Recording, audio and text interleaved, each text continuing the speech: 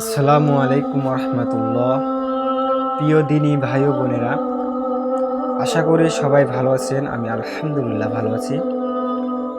আজকে একটা গুরুত্বপূর্ণ বিষয় নিয়ে আলোচনা করব। আমরা সবাই তো জানি হযরত মুহাম্মদ সাল্লাল্লাহু আলাইহি সাল্লাম আমাদের প্রিয় নবী, এবং তিনি কে, তিনি কোথায় থেকে জন্মগ্রহণ করেছেন এবং তিনি কোথায় থাকার দাদার নাম কি, তিনি কোন বংশের জন্মগ্রহণ করেছেন, সেই বিষয়ে হযরত মুহাম্মদ সাল্লাল্লাহু আলাইহি পরিচয়। হযরত মুহাম্মদ সাল্লাল্লাহু আলাইহি সাল্লাম 570 খ্রিস্টাব্দে জন্মগ্রহণ করেন। হযরত মুহাম্মদ সাল্লাল্লাহু আলাইহি সাল্লাম তার স্থান মক্কা নগরীতে। তার বংশ ছিলেন কুরাইশ।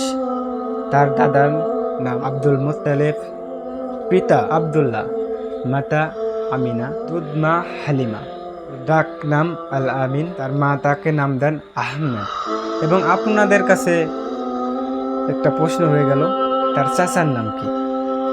এবং হযরত মুহাম্মদ সাল্লাল্লাহু আলাইহি সাল্লাম এই পরিচয়গুলো সমস্ত মুসলমান দিনী ভাই বোনের কাছে পৌঁছে দিতে অবশ্যই আপনারা শেয়ার, লাইক, কমেন্ট করবেন এবং অবশ্যই কমেন্টের মাধ্যমে জানিয়ে দিবেন যে হযরত মুহাম্মদ সাল্লাল্লাহু আলাইহি সাল্লামের চাচার নাম কি।